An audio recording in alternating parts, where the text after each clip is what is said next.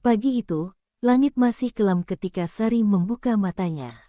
Kasur tipis di kamar belakang rumah itu terasa dingin, seperti setiap pagi sejak ia mulai bekerja sebagai asisten rumah tangga keluarga Tuan Ardi.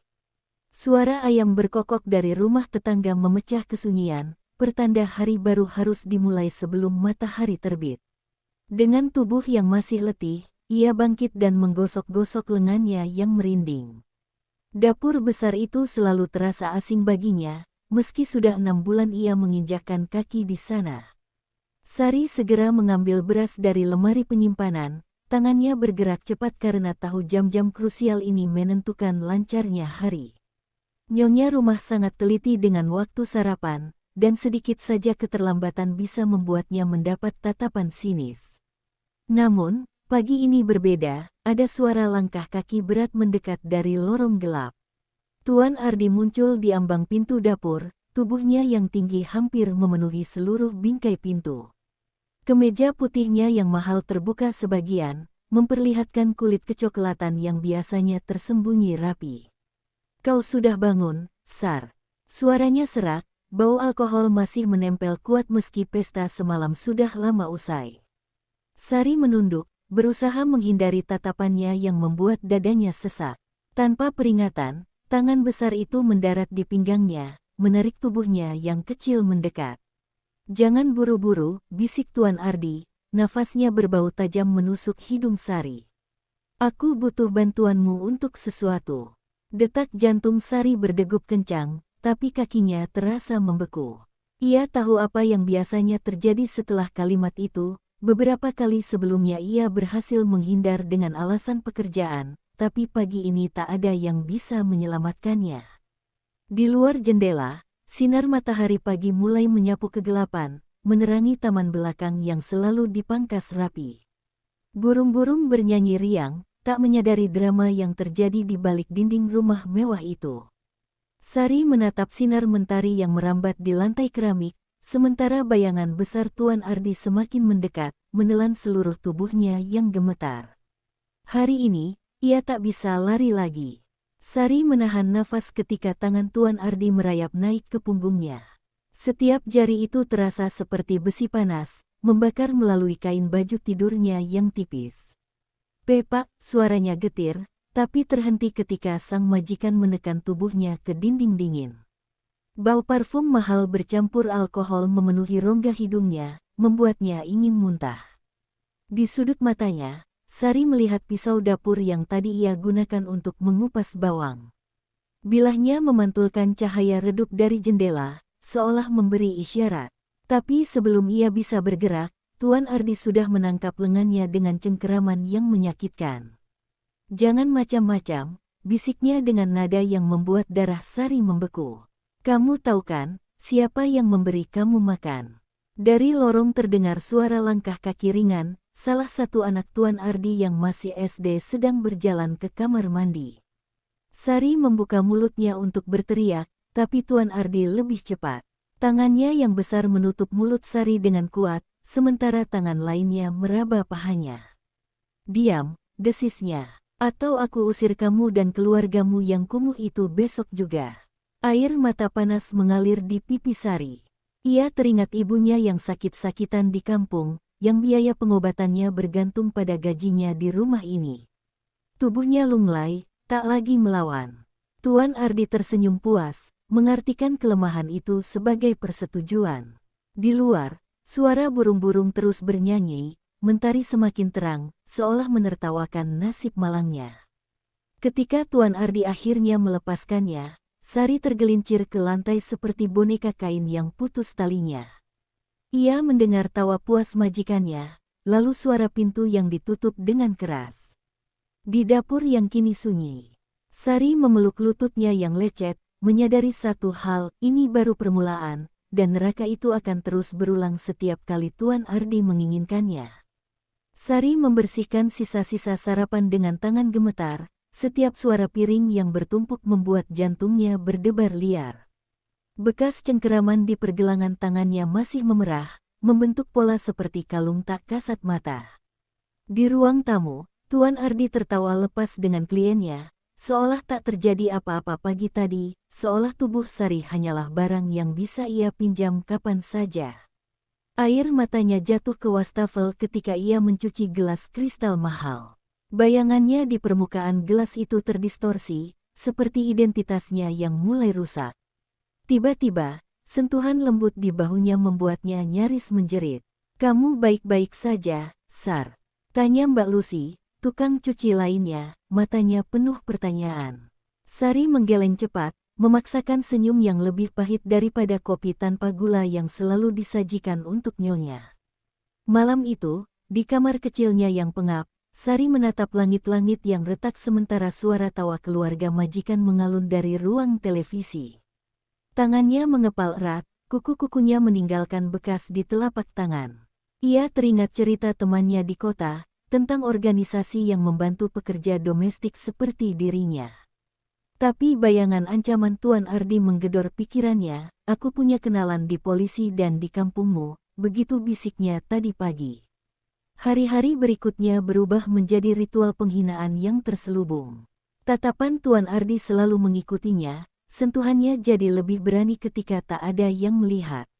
Sari belajar untuk selalu membawa pisau kecil di saku, tidur dengan kursi disandarkan di pintu, dan menahan lapar karena takut harus ke dapur di malam hari. Tubuhnya yang dulu kuat kini kurus, matanya selalu waspada seperti rusa yang mencium bau harimau. Pada suatu senja, ketika Sari sedang menyapu teras, seorang kurir mengantarkan paket. "Tanda tangan, Mbak," ujarnya ramah. Ketika Sari mengambil bolpoin, sang kurir berbisik pelan, "Kami tahu apa yang terjadi. Besok jam 9, tunggu di warung kopi sebelah." Lelaki itu pergi sebelum Sari sempat bertanya, meninggalkan secarik kertas kecil di sela-sela paket. Di balik label pengiriman, tertulis dengan rapi, "Kami akan membebaskanmu." Angin sore membelai rambut Sari, membawa serta harapan yang sudah lama mati. Sari meremas kertas kecil itu di saku apronnya hingga berkerut, jantungnya berdegup kencang seperti genderang perang. Sepanjang malam ia terjaga, memandangi jam dinding yang bergerak lambat sambil mempertimbangkan setiap risiko. "Jebakan," bisik hatinya yang penuh luka. Atau mungkin ini jalan keluar yang dijanjikan Tuhan setelah sekian lama doanya tak terjawab. Keesokan paginya, dengan alasan belanja bulanan, Sari berjalan kaki ke warung kopi dengan langkah gugup. Setiap bayangan yang bergerak membuatnya menoleh. Setiap suara klakson membuatnya terkejut. Warung kopi sederhana itu terasa seperti benteng perlindungan saat ia duduk di kursi paling pojok, tangan menggenggam erat pisau kecil di balik lipatan sarung. Lelaki kurir kemarin muncul dengan kaos oblong lusuh, tapi matanya tajam dan penuh kepastian. "Kami sudah mengumpulkan bukti selama sebulan," katanya sambil mengeluarkan foto-foto diam-diam dari tas. Foto-foto itu jelas menunjukkan Tuan Ardi melakukan hal yang sama terhadap 3 pekerja sebelumnya. "Kau bukan korban pertamanya, dan kami ingin kau jadi yang terakhir." Air mata Sari menetes ke atas foto-foto itu, meleburkan tinta di sudut gambar yang menunjukkan wajahnya sendiri dalam posisi tak berdaya. Tiba-tiba, rasa bersalah yang aneh menyergapnya. Bagaimana jika keluarga majikannya yang tak bersalah ikut hancur? Tapi sang kurir segera memotong keraguannya, "Anak-anaknya punya ibu, tapi kau hanya punya satu nyawa untuk diselamatkan." Saat kembali ke rumah majikan, Sari menyimpan dokumen-dokumen bukti itu di balik bantalnya, terselip di antara kapuk yang sudah mengeras. Malam itu, untuk pertama kalinya dalam berbulan-bulan, ia tersenyum dalam tidurnya. Senyum tipis penuh rencana, senyum seorang tahanan yang sudah melihat cahaya kebebasan di ujung terowongan. Esok hari, ia akan bertemu lagi dengan sang kurir, dan kali ini, dengan membawa rekaman suara ancaman Tuan Ardi yang berhasil ia dapatkan dengan risiko nyaris ketahuan. Hari Minggu pagi, ketika keluarga Tuan Ardi pergi ke gereja, Sari dengan hati-hati menyelinap ke ruang kerja majikannya. Jari-jarinya yang dingin menari di atas keyboard laptop, mencari folder tersembunyi yang disebut sang kurir. "Dokumen proyek 2019, gumamnya mengingat petunjuk, dan tiba-tiba, dokumen transfer ke rekening offshore, foto-foto tak senonoh, bahkan daftar nama perempuan dengan catatan durasi pemakaian. Perutnya mual, tapi tangannya terus menggeser mouse, menyimpan semua ke flash disk kecil yang diselipkan di ikat rambutnya. Tiba-tiba derit tangga kayu membuat napasnya tercekat. Sari buru-buru mencabut flash disk dan menyembunyikannya di mulut saat pintu terbuka. "Sedang apa di sini?" Suara Nyonya Ratna dingin menusuk. Dengan wajah pucat, Sari menunjukkan lap debu dan semprotan pembersih kaca. "Saya membersihkan, Bu. Seperti jadwal Sabtu yang tertunda kemarin." Nyonya itu mengerutkan kening, tapi akhirnya pergi sambil berbisik tentang pembantu yang semakin lancar. Malam itu, di balik pintu kamar mandi, Sari memuntahkan flash disk ke tangan yang gemetar. Air pancuran menutupi suara isakannya. Ia baru saja menyadari, Tuan Ardi bukan hanya predator, tapi juga kolektor. Setiap korban terdokumentasi rapi seperti arsip perusahaan. Kertas bukti dari sang kurir tiba-tiba terasa ringan dibanding monster yang sebenarnya ia hadapi. Pertemuan kedua di warung kopi berubah menjadi rapat darurat. Tak hanya sang kurir, seorang perempuan berjilbab dengan kacamata tebal memperkenalkan diri sebagai aktivis LSM. "Ini sudah masuk sindikat," katanya sambil menunjukkan dokumen korban-korban di rumah lain. Mereka bicara tentang jebakan hukum, saksi yang hilang, dan uang yang mampu membungkam siapapun. Sari menyadari, pisau di sakunya takkan cukup melawan mesin kejahatan sebesar ini. Ketika hendak kembali, perempuan aktivis itu menggenggam tangannya. "Besok kami akan menjemputmu. Bawa hanya barang yang penting." Sari mengangguk, tapi dalam perjalanan pulang, ia berhenti di depan pos kamling. Sebuah ide gila muncul, jika Tuan Ardi suka mengoleksi bukti, maka ia akan memberinya bukti terakhir. Dengan uang tabungan tersembunyi, ia menyuap penjaga pos untuk meminjam dascam yang kebetulan menghadap rumah majikannya. Malam itu, kamar kecilnya menjadi ruang perang, dan bantalnya menyimpan senjata baru, rekaman video. Angin malam berdesir melalui celah jendela kamar Sari yang tak pernah benar-benar rapat, membawa serta suara jangkrik dan gemerisik daun yang biasanya menenangkan. Malam ini, setiap bunyi terasa seperti ancaman. Tas kecil tersembunyi di bawah tempat tidur, berisi paspor palsu, uang tabungan, dan foto ibunya, siap untuk dijinjing kapan saja. Tangannya tak henti memeriksa flash disk dan ponsel murah berisi rekaman yang kini menjadi harta paling berharganya. Pukul 1.37, bunyi pesan masuk menggetarkan genggaman Sari. Mobil putih parkir di ujung jalan, 5 menit. Jantungnya berdebar kencang, tapi kakinya terasa melekat ke lantai. Dari balik tirai, ia melihat Tuan Ardi sedang duduk di teras belakang dengan segelas whisky, wajahnya diterangi layar laptop, mungkin sedang memeriksa koleksi memorinya yang menjijikkan. Sari menarik napas dalam, mengumpulkan sisa keberanian untuk melangkah keluar kamar. Tapi langkahnya terhenti oleh suara tangisan kecil. Rani, putri bungsu Tuan Ardi yang baru berusia 6 tahun, berdiri di lorong dengan boneka kelincinya yang kusut. "Basar, aku mimpi buruk," ujarnya dengan suara mengantuk. Tanpa berpikir, Sari merangkul gadis kecil itu, mencium keningnya yang hangat. Dalam pelukan itu, ia diingatkan pada sebuah kebenaran pahit, di rumah ini ada korban lain yang tak menyadari dirinya terjebak dalam lingkaran setan ayahnya sendiri. Dengan gerakan cepat, Sari mencuri kunci kamar arsip dari gantungan di dinding. "Nanti Mbak temani tidur, ya." "Tunggu di kamar dulu," bisiknya pada Rani sambil menyelipkan selembar kertas ke saku baju tidur anak itu, sebuah surat yang hanya akan dibaca bertahun-tahun kemudian, ketika Rani cukup dewasa untuk memahami mengapa pengasuh kesayangannya menghilang begitu saja. Mobil putih sudah menunggu dengan mesin menyala ketika Sari menyelinap keluar melalui pintu samping. Perempuan aktivis dari LSM membukakan pintu, matanya penuh kekhawatiran. Saat mobil melaju meninggalkan rumah megah itu untuk terakhir kalinya, Sari tidak menoleh. Tetapi di sakunya, sebuah rekaman baru tersimpan, detik-detik terakhirnya di rumah itu, dengan suara Rani yang polos bertanya, "Mbak Sar, besok kita buat kue lagi, ya, menjadi pengingat bahwa dalam setiap kejahatan, selalu ada korban yang tak terlihat. Mobil putih itu melaju kencang menyusuri jalan sepi, lampu jalan yang terpotong-potong oleh pepohonan menciptakan pola cahaya seperti selubung rahasia.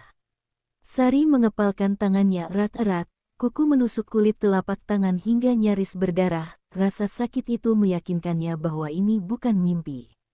Perempuan aktivis di sampingnya dengan sigap memeriksa dokumen-dokumen bukti, sesekali melirik ke spion belakang dengan waspada. Kami sudah siapkan safe house di Bogor, bisiknya, tapi kita harus pastikan tidak ada yang mengikuti. Tiba-tiba, ponsel Sari bergetar. Sebuah pesan dari nomor tak dikenal, dia tahu. Hati-hati, darah di nadinya seakan membeku. Tanpa berpikir panjang, perempuan aktivis itu segera menyambar ponsel dan melemparkannya keluar jendela. Tracker, katanya singkat sambil mempercepat laju mobil. Sari memandang kosong ke belakang, membayangkan ponselnya, satu-satunya hubungan dengan dunia lamanya, hancur berkeping-keping di aspal. Safe house ternyata sebuah kontrakan sederhana di tengah perkebunan teh. Begitu masuk, Sari disambut oleh 3 perempuan lain dengan tatapan yang sama, campuran trauma dan harapan. Mereka korban sindikat yang sama, ujar aktivis itu sambil menunjukkan foto Tuan Ardi bersama beberapa pria di sebuah villa mewah. Wajah-wajah itu mengerikan familiar, seorang hakim, 2 anggota DPRD, bahkan seorang artis terkenal. Jaringan ini jauh lebih besar dari yang Sari bayangkan. Malam pertama di pengungsian terasa panjang. Sari terbangun setiap jam oleh mimpi buruk di mana Tuan Ardi menemukannya. Di ranjang sebelah, seorang korban bernama Lilis menggigil dalam tidurnya, mulutnya komat kamit memohon ampun. Sari meraih tangan Lilis, dan dalam kegelapan itu, mereka berpegangan erat, 2 jiwa yang terluka menjadi penopang satu sama lain. Di luar jendela, suara jangkrik dan kodok seharusnya menenangkan, tapi malam ini mereka seperti alarm bahaya yang terus berdering. Fajar menyingsing ketika rencana mulai disusun. Kita punya 72 jam sebelum mereka menyebarkan foto pencarian, kata pemimpin LSM itu dengan suara tegang. Sari diminta merekam kesaksian lengkap, sementara tim hukum menyiapkan dokumen pengaduan ke Komnas Perempuan. Tapi yang paling mengerikan adalah keputusan untuk memisahkan mereka. Besok pagi, masing-masing akan dikirim ke kota berbeda dengan identitas baru. Sari memandangi foto ibunya yang sudah lusuh, bertanya-tanya apakah akan pernah bisa memeluknya lagi, atau apakah Sari harus mati malam ini agar dia bisa selamat. Pagi itu, Sari menerima sebuah map coklat berisi KTP baru dengan nama Dewi Rahayu, ijazah palsu, dan tiket bus ke Yogyakarta. Tangannya gemetar saat mengamati foto dirinya yang tersenyum polos di KTP, wajah yang tak lagi ia kenali. Mulai hari ini, lupakan Sari, bisik perempuan aktivis itu sambil menyerahkan sebuah koper kecil berisi pakaian dan obat-obatan dasar. Suaranya tegas, tapi matanya berkaca-kaca. Bas ekonomi yang berangkat pukul 10 terasa seperti peti mati berjalan. Sari memilih kursi paling belakang, memeluk erat tas yang berisi flash disk berharga itu. Setiap penumpang yang naik membuat jantungnya berdegup kencang, bagaimana jika salah satu dari mereka adalah mata-mata Tuan Ardi. Seorang bapak tua duduk di sebelahnya, tersenyum ramah sebelum membuka koran yang memuat foto Tuan Ardi di halaman bisnis. Judulnya, Pengusaha Properti Raih Penghargaan CSR. Sari menutup mata, menahan mual. Perjalanan 12 jam itu diisi oleh kilas balik kehidupannya. Ia teringat hari pertama bekerja di rumah megah itu, saat ia masih percaya pada kebaikan manusia. Teringat senyum manis Rani yang polos, yang mungkin suatu hari akan tumbuh menjadi korban berikutnya. Air matanya jatuh deras ketika bus melewati perbatasan Jawa Tengah, menandai titik di mana Sari resmi mati. Di luar jendela, sawah menghijau terbentang, tetapi dunia terasa begitu kelabu. Yogyakarta menyambutnya dengan hujan gerimis. Seorang perempuan berkerudung biru menunggu di terminal dengan papan nama Dewi. Rumah singgah ternyata sebuah losmen kecil di belakang pasar, di mana 5 perempuan lain tinggal dengan nasib serupa. Malam pertama di kamar barunya dihabiskan dengan menatap langit-langit yang retak, mendengarkan suara tetesan air melalui atap yang bocor. Di saku bajunya, ia masih menyimpan potongan kertas alamat ibunya, sebuah kenangan terlarang yang tak bisa ia buang. Pukul 3 dini hari, Sari, kini Dewi, terbangun oleh teriakan dari kamar sebelah. Seorang korban lain sedang berteriak dalam mimpi buruknya. Tanpa berpikir, ia berlari dan memeluk perempuan itu erat-erat, seperti yang dilakukan Lilis di safe house sebelumnya. Dalam pelukan itu, mereka tak perlu kata-kata. Bau keringat, air mata, dan ketakutan mereka menyatu, menjadi aroma perlawanan yang bisu. Di luar, ayam jantan mulai berkokok, mengabarkan fajar baru yang tak lagi mereka percayai akan membawa keadilan. 3 bulan berlalu sejak Dewi Rahayu tiba di Yogyakarta. Pagi ini, jari-jarinya yang sudah mulai tenang menekan keyboard di warnet kecil, mencari berita terbaru tentang kasus kekerasan terhadap PRT. Layar komputer menyala dengan artikel tentang aktivis perempuan yang hilang secara misterius, salah satunya adalah perempuan berjilbab biru yang pernah menjemputnya di terminal. Perut Sari meringkik, tapi matinya tetap kering. Air matanya sudah habis di minggu-minggu pertama pengungsian. Losmen pengungsian kini menjadi penjara sukarela. Tirai jendela selalu tertutup rapat, meski cuaca di Jogja sedang terik. Sari belajar mengenali setiap derit lantai, setiap langkah kaki di lorong, setiap suara motor yang berhenti di depan pintu. Malam-malam dihabiskan dengan mendengarkan radio gelap yang memutar kode-kode dari jaringan perlawanan. Bunga matahari mekar di timur, kata penyiar suatu malam, kode bahwa satu korban berhasil melarikan diri ke luar negeri. Suatu sore, ketika sedang membantu memasak di dapur losmen, tangannya berhenti mendadak. Di televisi kecil yang statik, wajah Tuan Ardi muncul dengan kemeja narapidana. Kasus kekerasan seksual terhadap 4 PRT akhirnya masuk ke pengadilan, lapor reporter. Tapi sorak-sorai di ruangan itu segera mereda ketika kamera menyorot wajah-wajah. Hakim, salah satunya adalah pria dari foto jaringan di Safe House Bogor. Keadilan ternyata hanya sandiwara yang diperankan para predator itu sendiri. Malam itu, Sari mengeluarkan flash disk dari tempat persembunyiannya di balik bantal. Di dokumen tersembunyi, ada satu file video yang belum pernah ia tunjukkan, rekaman Tuan Ardi membicarakan penyuapan dengan hakim itu di ruang kerjanya. Dengan tangan gemetar, ia mengunggahnya ke dark web menggunakan petunjuk dari radio gelap. Jika mereka main sandiwara, bisiknya pada bayangannya di cermin kamar mandi yang buram, maka kita akan tontonkan drama yang sesungguhnya. Fajar menyingsing ketika losmen itu diguncang teriakan. Pemilik losmen membawa koran pagi dengan foto Tuan Ardi di halaman depan, kini dengan judul, Skandal Suap Hakim Terbongkar. Tapi Sari tak bisa bergembira. Dari balik jendela, ia melihat 2 laki-laki tak dikenal mengendap-endap di seberang jalan. Salah satunya berbicara di ponsel sambil menunjuk ke arah losmen. Perlahan, Sari mundur dari jendela, tangannya meraih tas darurat yang selalu siap di bawah tempat tidur. Hari ini, Dewi Rahayu juga harus mati, dan identitas baru menunggu di ujung perjalanan berikutnya. 5 tahun kemudian, sebuah kafe kecil di Ubud dipenuhi aroma kopi dan desiran daun kelapa. Seorang perempuan dengan rambut dipotong pendek dan tato bunga di pergelangan tangan mengatur buku-buku di rak kayu. Namanya kini Kartika, pemilik kedai buku sekaligus shelter rahasia bagi korban kekerasan. Ketika matanya menangkap headline di koran lokal, pengusaha ternama divonis 15 tahun penjara, jari-jarinya hanya berhenti sebentar sebelum kembali merapikan buku.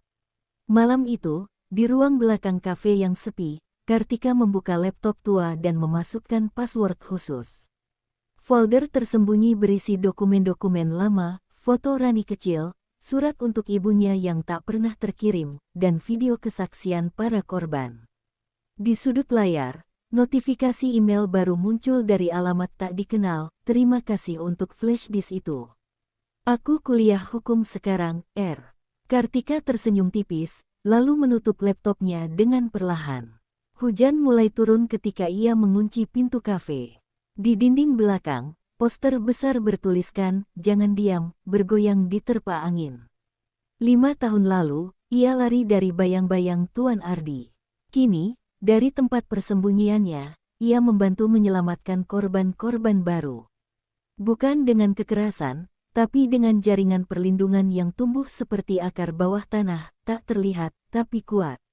Kartika menengadah ke langit yang gelap. Di suatu tempat di luar sana, mungkin Rani sudah tumbuh menjadi perempuan dewasa yang tahu kebenaran tentang ayahnya. Mungkin ibunya masih menunggu di kampung halaman. Mungkin para korban lain telah menemukan jalan mereka masing-masing. Ia menarik napas dalam, menikmati aroma tanah basah setelah hujan, bau yang selalu mengingatkannya pada pagi pertama kebebasannya. Keesokan harinya, kafe itu buka seperti biasa. Kartika menyajikan kopi dengan senyum, sesekali melirik ke arah meja khusus di sudut, tempat seorang perempuan muda duduk dengan mata sembab dan lengan yang dipenuhi memar. Tanpa banyak kata, ia menggeser secangkir teh hangat beserta nomor kontak psikolog. Di balik tirai bambu, matahari pagi menyinari papan nama kecil di depan kafe, Kedai Fajar. Tempat di mana setiap korban bisa memulai hari baru, seperti namanya, sebuah awal yang berbeda setelah malam yang begitu panjang.